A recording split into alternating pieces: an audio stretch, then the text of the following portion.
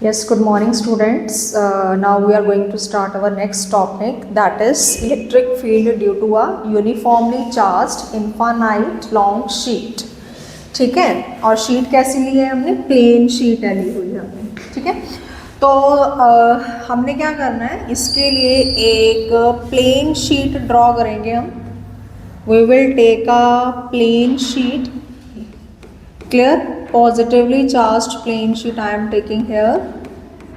ये हमारे पास एक पॉजिटिवली चार्ज्ड प्लेन शीट है और इस प्लेन शीट पे यहाँ से r डिस्टेंस पे, at a distance r, we are taking point P where we want to find out the electric field due to this infinite plane sheet.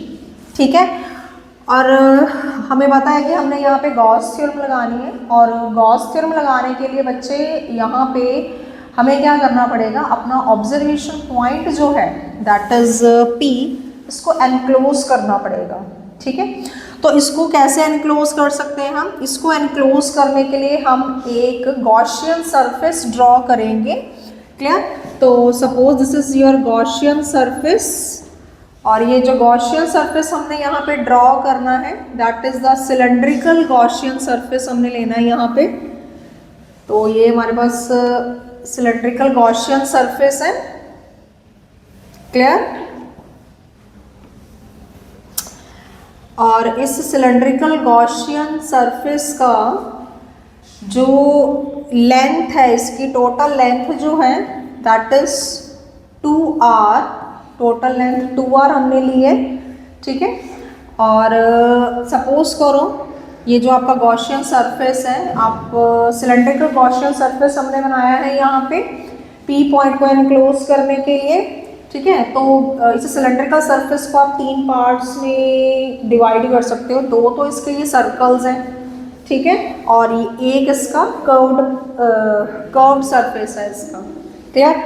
अब अगर इस सिलेंड्रिकल सरफेस का, सॉरी, इस circular surface का, ये जो हमने सर्कल यहाँ पे ड्रॉ किया हुआ है, इस सर्कुलर सरफेस का सपोज करो एरिया हमने A लिया है. अब क्योंकि ये एक सिमेट्रिकल सिलेंड्रिकल सरफेस है, तो अगर इस सर्कल का एरिया अगर A है तो इस सर्कल का एरिया भी क्या होगा?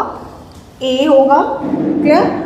और ये जो आपका सिलेंड्रिकल गॉसियन सरफेस है वो इस प्लेन शीट के A क्रॉस सेक्शनल एरिया को ही कट करेगा, क्योंकि ये सिलेंडर जो है ना वो इस शीट से आर पार जा रहा है. तो जब वो आर पार जाएगा तो ये सिलेंड्रिकल गॉसियन सरफेस इस शीट के A एरिया को ही क्या करेगा? कट करेगा. तो क्रॉस सेक्शनल एरिया भी क्या आ गया हमारे पास? A आ गया.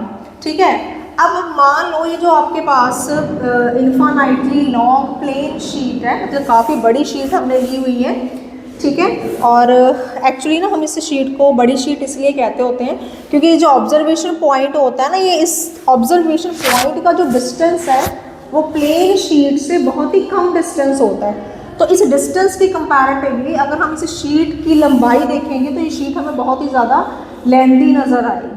हमने ये वैसे तो मैंने डायग्राम में जो ड्रॉ किया हुआ है वो मैंने डिस्टेंस पे बनाया हुआ है, कुछ ज़्यादा डिस्टेंस पे बनाया हुआ है, बट एक्चुअल में ये जो हमने पॉइंट लेना होता है ये शीट के बहुत ही करीब लेना होता है. बट डायग्राम को क्लियर बनाने के लिए ये जो डिस्टेंस है वो ज़्यादा लिया गया है, दिखाया गया है ज़्यादा. अदरवाइज ये डिस्टेंस जो है as compared to the length of the sheet it is very close to the sheet observation point. ठीक है, तो उस केस में हम फिर शीट को ना इन्फानाइटली लॉन्ग शीट कह सकते हैं.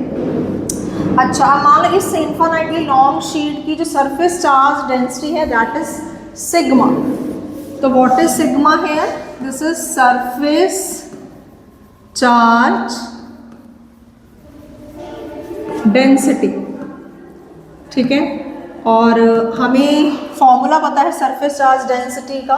क्या फॉर्मूला होता है सिग्मा का? Charge per unit area. यही होता है सरफेस चार्ज डेंसिटी का formula, charge per unit area. हमने 3 तरह की चार्ज डेंसिटीज पढ़ी थी, लीनियर, सरफेस और वॉल्यूमेट्रिक.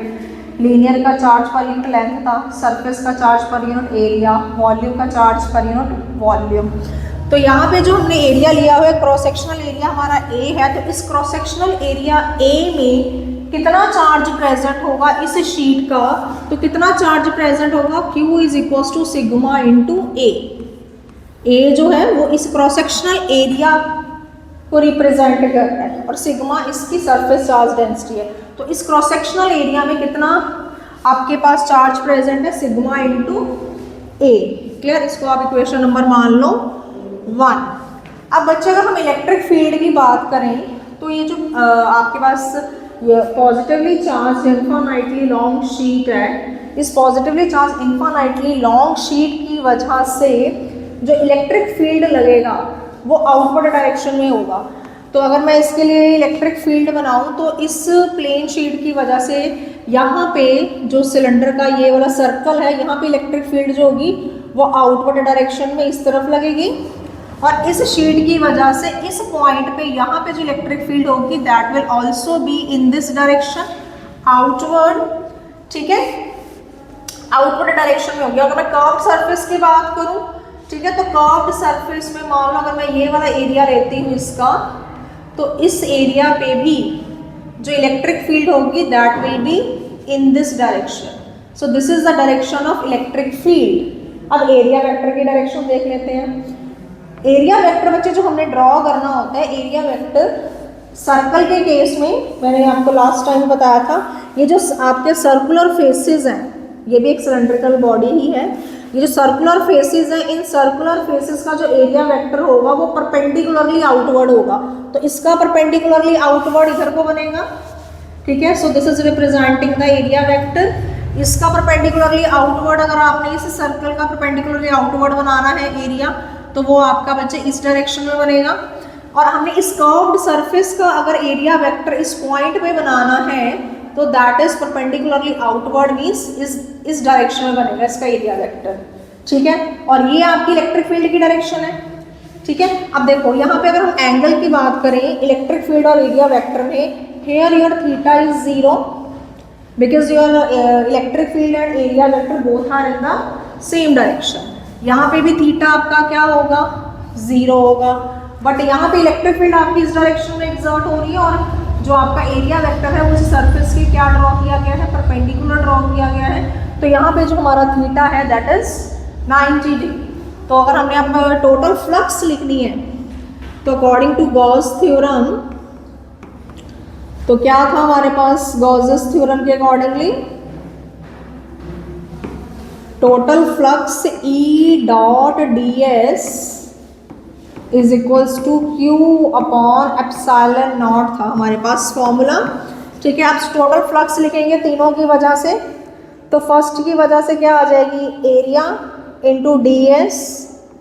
ठीक है, और थीटा फर्स्ट, इसको हम बच्चे फर्स्ट सर्कल ये फर्स्ट मान लेते हैं सरफेस, इसको हम सेकंड सरफेस मान लेते हैं, ये जो सिलेंडर का कर्व्ड पोर्शन है इसको हम थर्ड सरफेस मान लेते हैं। तो फर्स्ट सरफेस की वजह से E dot ds plus second की वजह से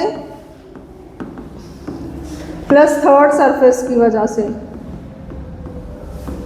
तीनों का सम करेंगे that will be equals to Q upon epsilon naught आना चाहिए। ठीक है, अब देखो फर्स्ट सरफेस की अगर हम बात करें तो इसमें थीटा आपका क्या है, 0 है, तो E ds को ओपन करेंगे, डॉट प्रोडक्ट है ये। ठीक है, this is your dot product E ds cos theta आएगा, यहाँ पे थीटा की वैल्यू 0 है और cos 0 क्या होता है, 1 होता है। ठीक है, और हमने एरिया इसका कितना लिया था, टोटल एरिया ये A था, तो ये आपके पास EA आ जाएगा। ठीक है, प्लस यहाँ पे आ जाओ सेकंड सरफेस की, या इसकी बात कर लेते हैं सेकंड सरफेस की, तो यहाँ पे भी आपके पास थीटा जो है 0 है, तो अगेन इसका आंसर भी E इंटू A आएगा। और यहाँ पे इलेक्ट्रिक फील्ड और एरिया वेक्टर में जो एंगल है दैट इज 90 डिग्री और cos 90 0 होता है। तो ये आपके पास फ्लक्स जो due to the curved surface जो आएगी वो 0 आएगी, तो ये आ जाएगा आपका Q अपॉन एप्सिलॉन नॉट। ठीक है, इसको बच्चे सॉल्व कर लो, ये आ जाएगा 2EA is equals to Q upon epsilon naught, और Q की वैल्यू बच्चे फ्रॉम इक्वेशन 1 देखो क्या थी, sigma into A upon epsilon naught आ गया, साइड पे लिख लो, ये कहाँ से आया, फ्रॉम इक्वेशन 1। क्लियर, अब यहाँ से A से A कैंसिल हो गया, तो आपके पास बच्चे इलेक्ट्रिक फील्ड का फॉर्मूला क्या बना, E इज इक्वल्स टू, ये 2 इधर डिनोमिनेटर में आ जाएगा, sigma upon 2 epsilon not. So this is the electric field that will act on the observation point P. और from this formula it is clear कि हमारी जो इलेक्ट्रिक फील्ड है it is not depending on the distance, r पे depend नहीं कर रही.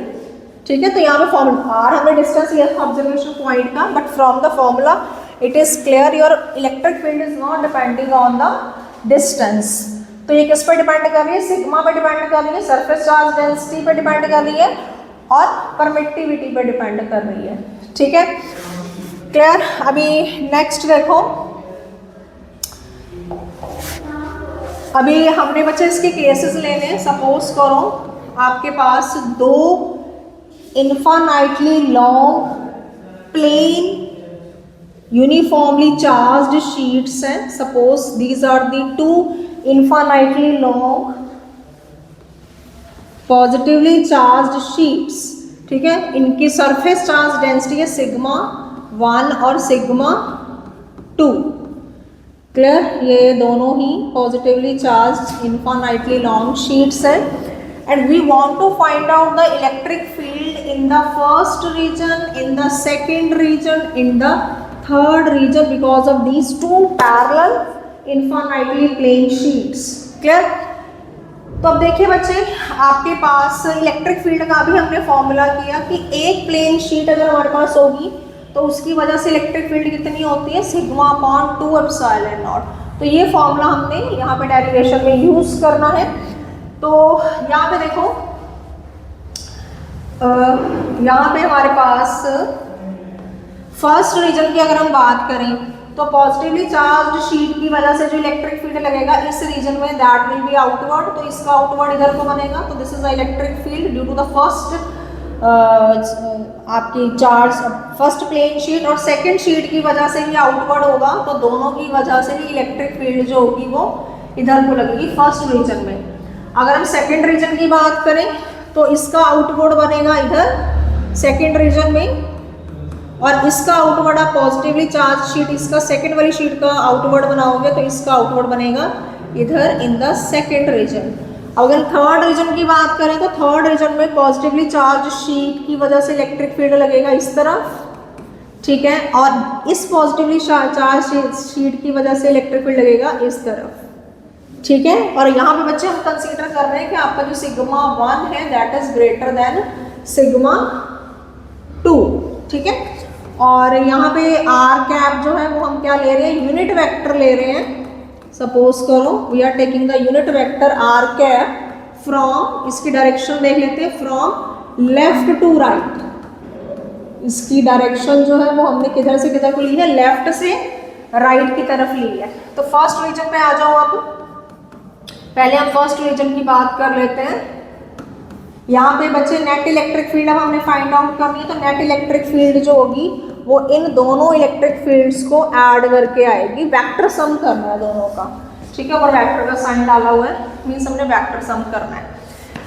तो लेफ्ट टू राइट के लिए, लेफ्ट टू राइट मतलब यहाँ से यहाँ, लेफ्ट टू राइट के लिए यूनिट वेक्टर हमने आर कैप लिया है. ठीक है, बट ये राइट टू लेफ्ट है, ये वाले वेक्टर की डायरेक्शन राइट टू लेफ्ट है, मतलब इससे ऑपोजिट है. तो आपके पास क्या आ जाएगा फॉर्मूला? फॉर्मूला कहते हैं एक सिंगल शीट की वजह से इलेक्ट्रिक फील्ड पहले बताओ कितनी थी? सिग्मा अपॉन 2 एप्सिलॉन नॉट थी एक शीट की वजह से. ठीक है, लास्ट में हमने जो आर्टिकल किया, क्योंकि 1 की बात कर रहे हैं, सिग्मा 1 आ जाएगा यहाँ पे. और डायरेक्शन के लिए बच्चे हम यहाँ पे आर कैप डालेंगे, और डायरेक्शन हमारी राइट टू लेफ्ट की तरफ है तो यहाँ पे नेगेटिव का साइन आ जाएगा. ठीक है, नेगेटिव का साइन, बिकॉज हमारी जो इलेक्ट्रिक फील्ड है वो राइट से लेफ्ट की तरफ है. ऐसे ही प्लस का साइन एज इट इज. अब E2 पे आ जाओ, सेकंड शीट की बात करते हैं. सेकंड शीट की वजह से यहाँ पे अगेन इलेक्ट्रिक फील्ड कितना लगेगा? डायरेक्शन इसकी इस तरफ है, राइट टू लेफ्ट है इसकी डायरेक्शन की. तो sigma 2 upon 2 epsilon naught r cap आ गया. ठीक है, तो यहाँ से अगर आप से माइनस का साइन बाहर निकाल लो तो आपके पास 1 upon epsilon naught, 2 epsilon naught को बाहर निकालो तो अंदर क्या बचा? Sigma 1 plus sigma 2 r cap. So this is the electric field in the first region. ठीक है, टोटल इलेक्ट्रिक फील्ड. अब आ जाओ सेकेंड रीजन में. सेकंड रीजन की बात करते हैं हम। तो सेकंड रीजन में बच्चे देखो इलेक्ट्रिक फील्ड हमने लेफ्ट टू राइट के लिए आर कैप लिखना है, ये ध्यान रखना। अब electric field net electric field निकालना है सेकंड रीजन में, वही दोनों इलेक्ट्रिक फील्ड्स का हमने वेक्टर सम करना है। फर्स्ट E1 की वजह से देखो, E1 की वजह से लेफ्ट टू राइट देख रहे हैं तो ये सिग्मा अपॉन क्या आ जाएगा 2 एप्सिलॉन नॉट आर कैप, ठीक है। प्लस सेकंड की बात करें अगर हम तो इसकी वजह से क्या आ जाएगा sigma 2 upon 2 epsilon naught r cap. अब देखो ये वाला जो हमने वेक्टर ड्रॉ किया है ये राइट से लेफ्ट की तरफ है, तो यहाँ पे क्या आ जाएगा नेगेटिव साइन आ जाएगा, यहाँ पे हमारे पास नेगेटिव साइन आ जाएगा। तो नेट इलेक्ट्रिक फील्ड कितनी हो गई फिर 1 upon 2 epsilon naught sigma 1 minus sigma 2 r cap आ गया।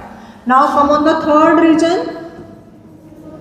थर्ड रीजन की अगर हम बात करें तो फॉर्मूला वही है, नेट इलेक्ट्रिक फील्ड निकालने के लिए दोनों इलेक्ट्रिक फील्ड्स को हमने क्या करना है ऐड करना है, ठीक है।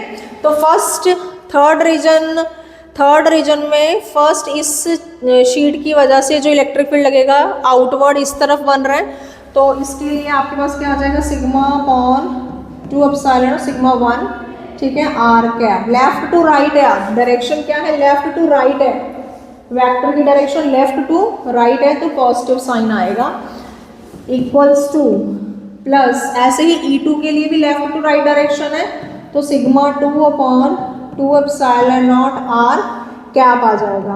तो यहाँ पे 1 अपॉन 2 एप्सिलॉन नॉट कॉमन आ गया, ठीक है। तो आपके पास क्या बना sigma 1 plus sigma 2 r cap. So this is the net electric field that will act in the third region, clear.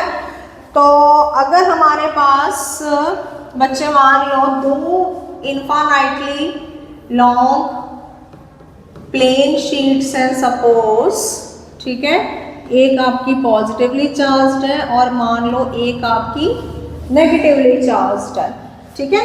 इसकी सरफेस चार्ज डेंसिटी सिग्मा 1 है, सपोज इसकी सरफेस चार्ज डेंसिटी सिग्मा 2 है, such that sigma 1 is greater than sigma 2 लेके चल रहे हैं हम। अब हमने इन दोनों शीट्स की वजह से अगर हमने इलेक्ट्रिक फील्ड फाइंड आउट करनी है in the first region, second region and third region, ठीक है। तो देखिए फर्स्ट रीजन में जो इलेक्ट्रिक फील्ड होगी पॉजिटिवली चार्ज शीट है तो इसकी वजह से इलेक्ट्रिक फील्ड किधर को लगेगी आउटवर्ड, मतलब इस डायरेक्शन में होगी वो। नेगेटिवली चार्ज शीट की वजह से जो इस रीजन में इलेक्ट्रिक फील्ड होगी वो इनवर्ड लगेगी तो इसका इनवर्ड इस तरफ को बनेगा, ठीक है। तो ये नेगेटिवली चार्ज शीट की वजह से इलेक्ट्रिक फील्ड है सेकेंड शीट की वजह से। अब इधर आ जाओ, इसमें पॉजिटिवली चार्ज शीट की वजह से आउटवर्ड डायरेक्शन में इलेक्ट्रिक फील्ड मतलब ऐसे बनेगा और नेगेटिवली चार्ज शीट की वजह से इनवर्ड इसका इस तरफ को, इस शीट का इनवर्ड इस तरफ को और इस पॉजिटिवली चार्ज शीट का आउटवर्ड इस तरफ को। तो ये आपके पास E2 आ गया। ऐसे ही थर्ड रीजन में पॉजिटिवली चार्ज शीट की वजह से इलेक्ट्रिक फील्ड इधर को बनेगी और नेगेटिवली चार्ज शीट की वजह से electric field will be in this direction, क्योंकि हमने इनवर्ड बनाना है तो इसका इनवर्ड इधर को बनेगा, ठीक है। इस रीजन में इनवर्ड इधर को और इस रीजन में इनवर्ड इधर को, ये इनवर्ड डायरेक्शन है और ये आउटवर्ड डायरेक्शन है इस शीट के हिसाब से। Okay, now come on the first region. First region में आ जाते हैं हम, ठीक है।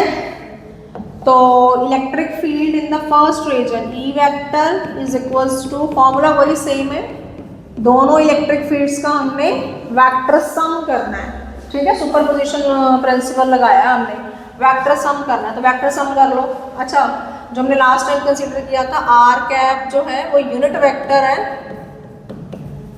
और डायरेक्शन इसकी कहाँ से कहाँ तक थी, फ्रॉम लेफ्ट टू राइट की direction, from left to right, ठीक है। तो पॉजिटिव लेंगे और अगर राइट टू लेफ्ट होगा हमारा वेक्टर तो नेगेटिव लेना है हमने, ठीक है। तो फर्स्ट रीजन में देखो E1 जो है वो राइट टू लेफ्ट है तो नेगेटिव लेंगे, राइट टू लेफ्ट है ना, राइट से लेफ्ट की तरफ है ये वेक्टर, तो इसका आप बना लोगे माइनस सिग्मा 1/2 एप्सिलॉन नॉट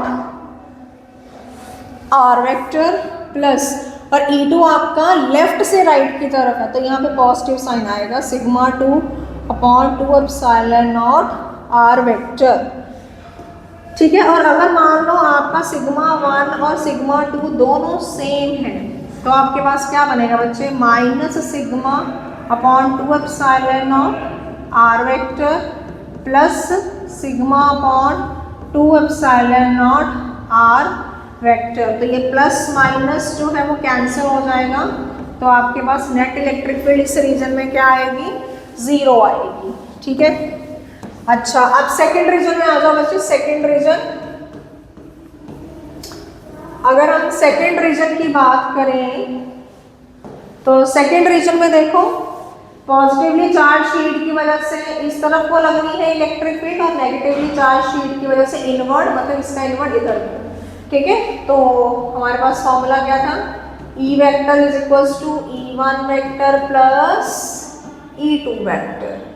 ठीक है, अब E1 sigma 2 epsilon not formula था और ये किधर से किधर को लग जा रहे हैं वेक्टर्स, दोनों ही लेफ्ट से राइट की तरफ है, तो लेफ्ट से राइट है तो हमने इन दोनों को क्या लिखना है, पॉजिटिव लिखना है।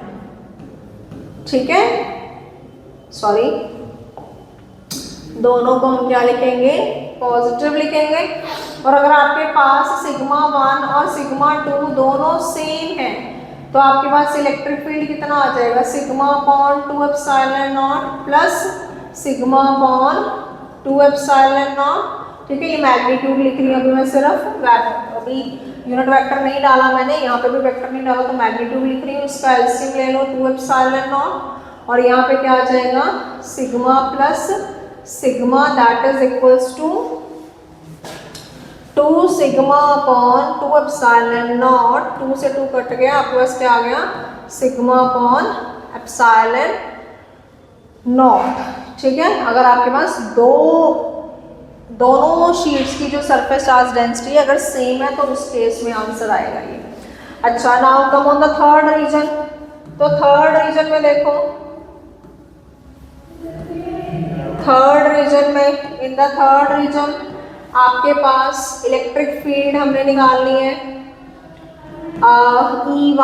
E1 क्या है, लेफ्ट से राइट की डायरेक्शन है, लेफ्ट से राइट, तो लेफ्ट से right are vector.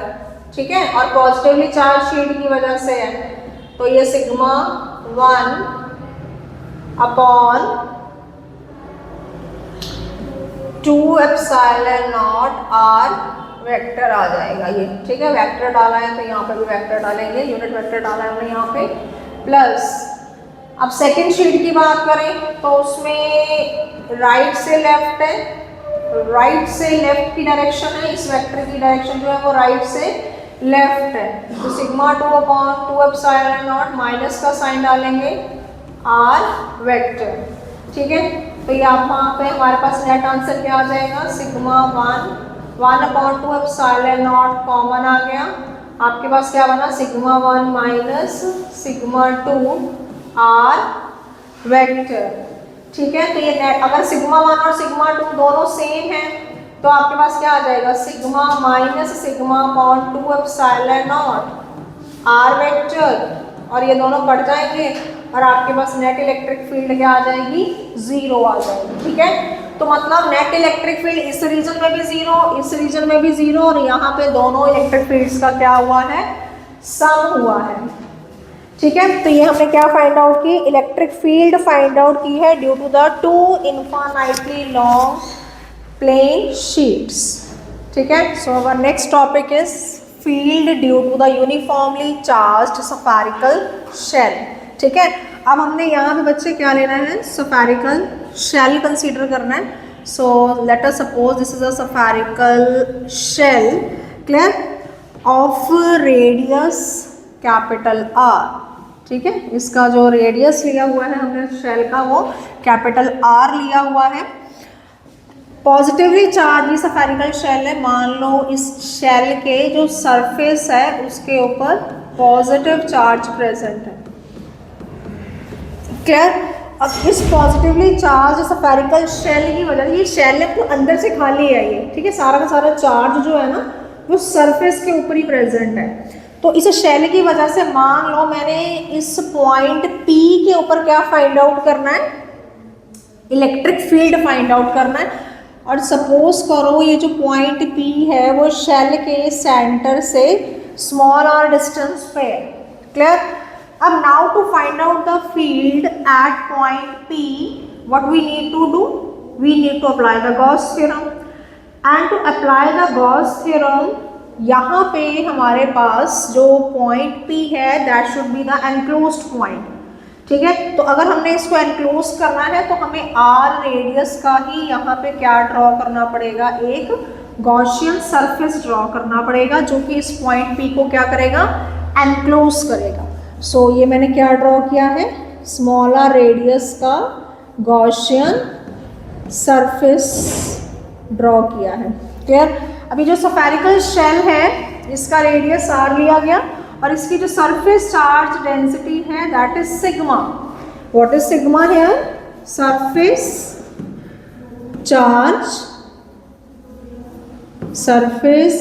Charge density. और r इस शेल का क्या है, capital R is the radius of shell. Clear? अब क्योंकि ये पॉजिटिवली चार्ज शेल है तो इलेक्ट्रिक फील्ड जो लगेगी बच्चे इसमें कैसे होगी, रेडियली आउटवर्ड। कैसे लगेगी इलेक्ट्रिक फील्ड इसमें, रेडियली आउटवर्ड डायरेक्शन में लगेगी। ठीक है, तो ये जो मैंने बनाया है ये किसकी डायरेक्शन बनाई है मैंने, इलेक्ट्रिक फील्ड की डायरेक्शन बनाई है। Electric field will act in the radially outward direction. Now apply the Gauss theorem. So according to the Gauss theorem,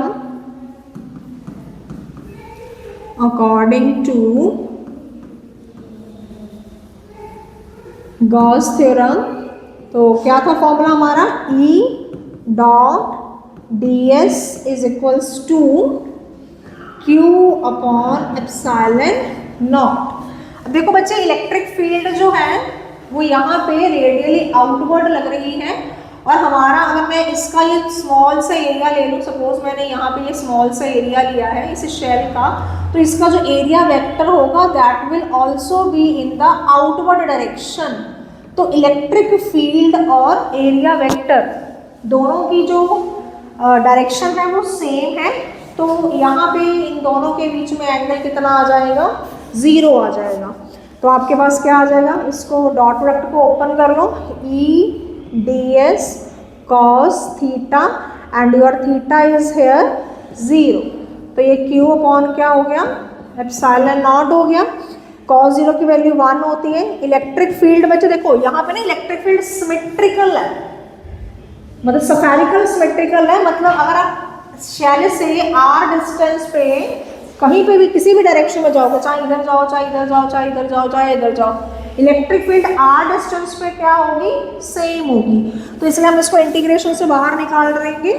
तो इंटीग्रेशन किसका करेंगे, एरिया का इंटीग्रेशन करेंगे। हमने पहले स्मॉल एरिया लिया था ds, अब हम इसे स्फीयर का टोटल एरिया लेंगे। और स्फीयर का टोटल एरिया कितना होता है, स्फीयर का टोटल एरिया, ठीक है। अब हमने ये जो गॉसियन सरफेस था बच्चे इसके एरिया की बात करेंगे, तो इसका टोटल एरिया कितना हो गया, एनक्लोज्ड एरिया 4πr², क्योंकि इस गॉसियन सरफेस का जो रेडियस था वो स्मॉल r था, तो 4πr² आ गया, Q अपॉन एप्सिलॉन नॉट। ठीक है, तो नेक्स्ट आपके पास E इज इक्वल्स टू क्या आ जाएगा, Q upon 4π epsilon naught r का square. So this is the electric field that will act at a distance r। ठीक है, r डिस्टेंस पे इतनी इलेक्ट्रिक फील्ड लगेगी, Q upon 4π epsilon naught r square. अब ये देखो इसमें जो यहाँ पे P पॉइंट था, P पॉइंट जो था ये आपका कहाँ प्रेजेंट था, आउटसाइड द शेल प्रेजेंट था। कहाँ पे प्रेजेंट था, outside the shell. Your P point was present outside the shell. ठीक है, अब हम सेकेंड केस ले लेते हैं। अगर आपका पी पॉइंट जो है वो ऑन द शेल प्रेजेंट है, तो ऑन द शेल के लिए मैं डायग्राम जो है वो एक बार दोबारा बना लेती हूँ। ठीक है, तो आपके पास अब सपोज करो ये आपका पॉजिटिवली चार्ज स्फेरिकल शेल है। ठीक है, और इसमें इलेक्ट्रिक फील्ड कैसे लग रही है, रेडियली आउटवर्ड लग रही है। क्लियर, और जो हमारा ऑब्जर्वेशन पॉइंट P है वो सरफेस के ऊपर ही प्रेजेंट है, तो हमारा गॉसियन सरफेस भी यहीं पे ही होगा। यहीं पे ड्रॉ करेंगे हम कितने रेडियस का, जितना रेडियस शेल का था। तो शेल का रेडियस क्या था, कैपिटल R, तो उसी रेडियस का हमने यहाँ पे P पॉइंट पे गॉसियन सरफेस ड्रॉ कर लिया। तो हमारा सेकंड केस आ गया, when point P is present on the surface, present on the surface. तो सरफेस पे जब प्रेजेंट होगा तो बच्चे कुछ नहीं करना, हमने यहाँ पे फॉर्मूला हमारा सेम ही है, गॉस थ्योरम लगानी है हमने, E/ds upon Q upon epsilon naught, और गॉस थ्योरम हमेशा क्लोज सरफेस पे लगती है, तो यहाँ पे सर्कल डाल दिया। यहाँ पे भी दोबारा इलेक्ट्रिक फील्ड और एरिया वेक्टर, अब इस यहाँ पे एरिया वेक्टर में ड्रॉ करूंगी तो अगेन एरिया वेक्टर की डायरेक्शन और इलेक्ट्रिक फील्ड की डायरेक्शन, दोनों ही की डायरेक्शन क्या है, सेम है। तो यहाँ पे भी थीटा 0 आएगा, तो क्या बना ये E/ds cos 0, cos 0 की क्या वैल्यू क्या होती है, 1 होती है। ठीक है, तो आपके पास ये वैल्यू 1 आ गई। अब इलेक्ट्रिक फील्ड जो है वो यूनिफॉर्मली स्फेरिकली सिमेट्रिकल है, तो इसलिए आपके पास इलेक्ट्रिक फील्ड जो इंटीग्रेशन से बाहर आ जाएगा, ds is equal to Q upon epsilon naught आ गया। क्लियर, अब ds क्या था, टोटल एरिया, इंटीग्रेशन का साइन लगाने पहले हमने स्मॉल एरिया एलिमेंट लिया था, हम टोटल एरिया लेंगे। तो टोटल एरिया, इस स्फीयर का टोटल एरिया क्या बनेगा, that will be the area of the spherical shell. तो शेल का एरिया कितना आ गया, शेल का एरिया अच्छे यहाँ पे 4 pi r² that is equal to Q upon epsilon naught. तो इलेक्ट्रिक फील्ड कितनी आ गई आपकी, Q अपॉन 4 पाई एप्सिलॉन नॉट r का स्क्वायर। ठीक है, ये इलेक्ट्रिक फील्ड कहाँ पे आ गई आपकी, शेल के सरफेस के ऊपर अगर आपका ऑब्जर्वेशन पॉइंट प्रेजेंट है। ठीक है, अब नेक्स्ट केस देख लो इसका, नेक्स्ट थर्ड केस है। थर्ड केस कौन सा बनेगा, फर्स्ट केस कौन सा था, जब हमारा ऑब्जर्वेशन पॉइंट शेल से बाहर था, outside the shell, now on the surface of shell. अब कौन सा करेंगे, इनसाइड द शेल। तो मान लो हमारा जो ऑब्जर्वेशन पॉइंट है वो इस पॉजिटिवली चार्ज्ड स्फेरिकल शेल के अंदर प्रेजेंट है। ठीक है, और इस शेल का रेडियस हमने क्या लिया था, कैपिटल R लिया था। अब ऑब्जर्वेशन पॉइंट कहाँ प्रेजेंट है, inside the shell. Point P is present inside the shell. ठीक है, point P is present inside the shell. Clear, अब दोबारा वही गॉस थ्योरम लगाने के लिए हमें इस P पॉइंट को क्या करना पड़ेगा, एनक्लोज करना पड़ेगा। तो इसको एनक्लोज करने के लिए हमने R रेडियस का, स्मॉल r रेडियस का क्या ड्रॉ किया, गॉसियन सरफेस ड्रॉ किया है to enclose the point P।